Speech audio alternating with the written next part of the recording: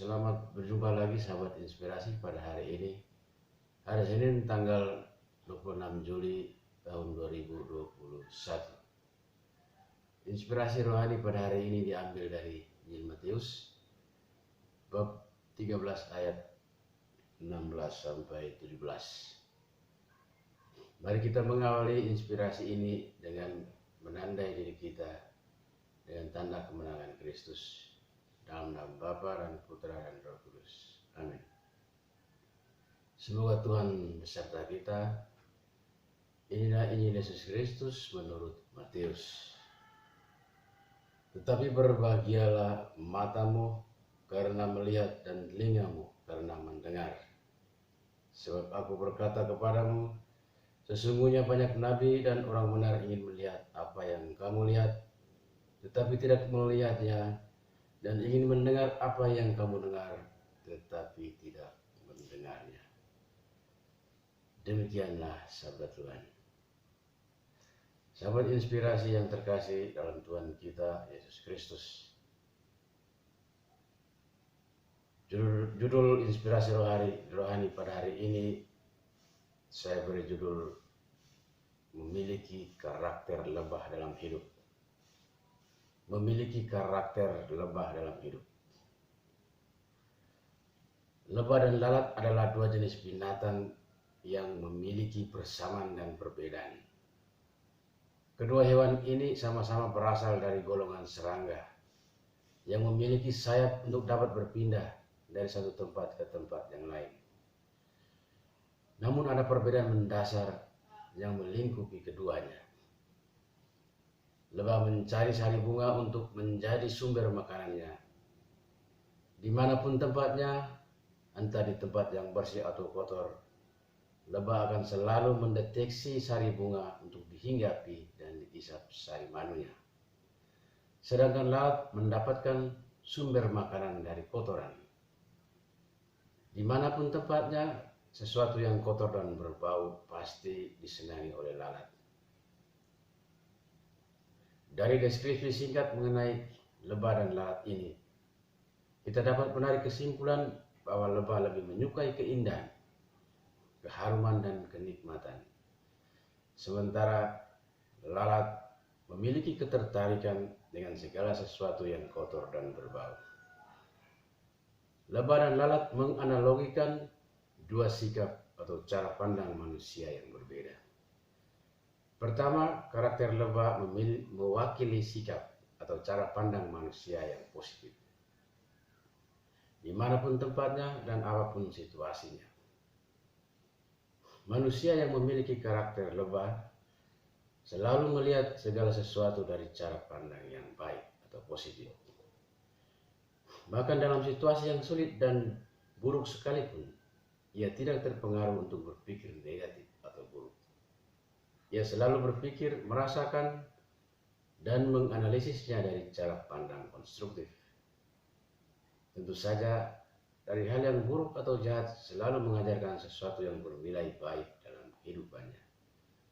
Kedua, karakter lalat merepresentasikan sikap atau cara pandang manusia yang suka melihat segala sesuatu dari sudut yang negatif.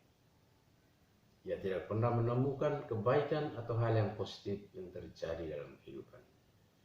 Walaupun realitas itu baik, selalu ada celah yang ia dapatkan untuk berpikir tidak baik. Ia suka menaruh curiga dan prasangka terhadap orang lain. Ia tidak mau belajar dari pengalaman kehidupannya. Ia selalu merasa diri paling benar dan tidak menganggap orang lain yang ada di sekitarnya.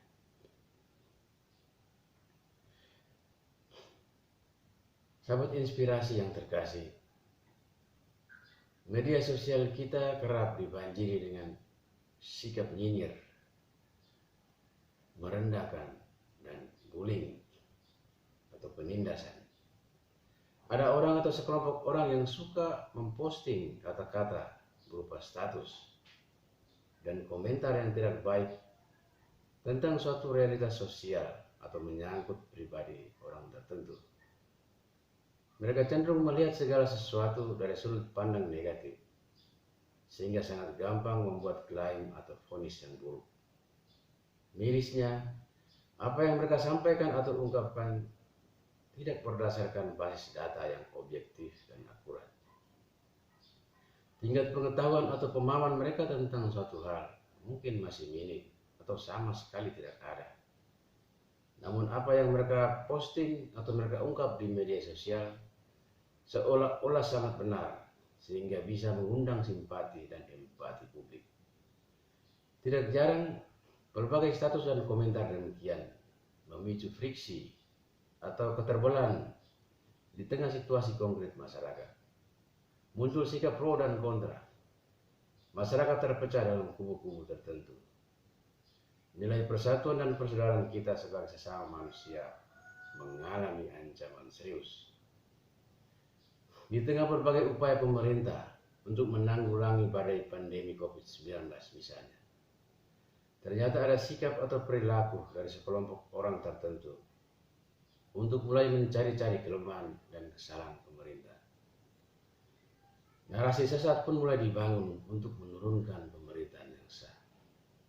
Contoh kasus ini memberi gambaran bahwa orang sangat gampang menunjukkan karakter lalat dalam kehidupannya. Di sisi yang lain, terasa cukup sulit untuk membangun karakter lebah dalam pribadi seseorang. Sahabat inspirasi, menarik kita menyimak kata-kata Yesus dalam bacaan Injil pada hari ini. Dengan tegas Yesus berkata, "Tetapi berbahagialah matamu karena melihat dan telingamu karena mendengar." Matius bab 13 ayat 16. Ada dua hal yang bisa kita telusuri dari pernyataan Yesus ini. Pertama, Yesus memberi apresiasi kepada para muridnya, termasuk juga orang lain yang hadir, yang telah mampu melihat, mendengar, dan merasakan sesuatu yang baik dari dirinya. Dari setiap sabda dan tindakan mujizat Yesus, para murid menjadi percaya dan menyerahkan diri ke dalam penyelenggaraan ilahi. Karena mereka telah melihat dan mendengar sesuatu yang baik dari Yesus, maka mereka mulai belajar untuk menjadi seorang pewarta yang baik.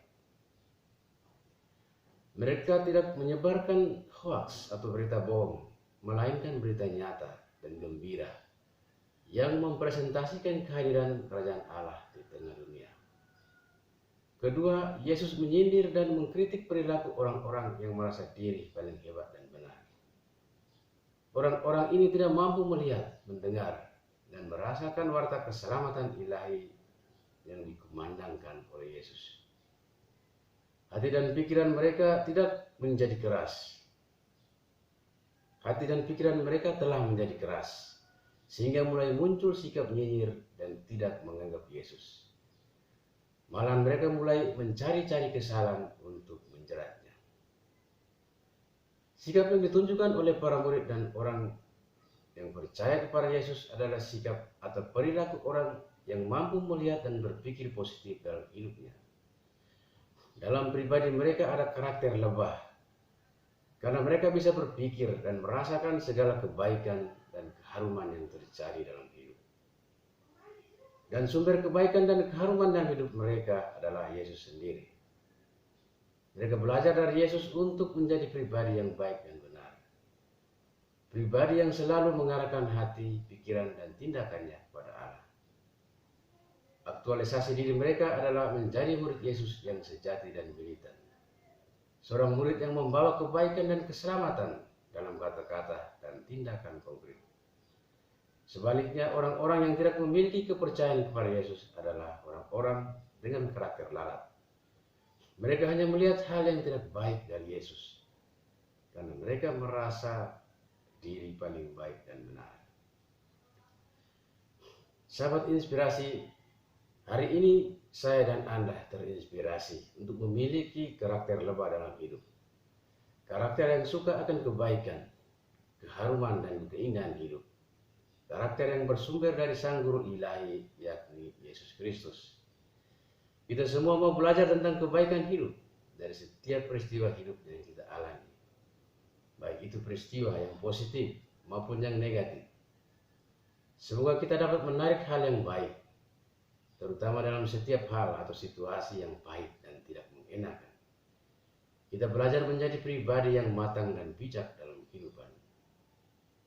Sehingga apa yang kita hasilkan dari dalam diri adalah hal-hal yang mengandung nilai-nilai kebaikan. Dan bukan sebaliknya membawa kita kepada kesesatan berpikir dan bertindak.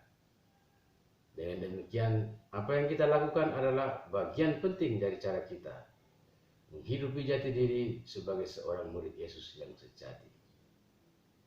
Dalam semangat Santo Yoakim dan Santa Ana yang pestanya kita rayakan pada hari ini, mari kita selalu menjadi pribadi yang baik dengan menjadi mitra Allah dalam tugas dan karya kita di tengah dunia. Kita mampu membawa perubahan yang baik, terutama dengan menyebarkan informasi dan motivasi yang baik dan benar kepada semua orang. Semoga Tuhan memberkati. Dalam nama Bapa dan Putra dan Roh Kudus. Amin.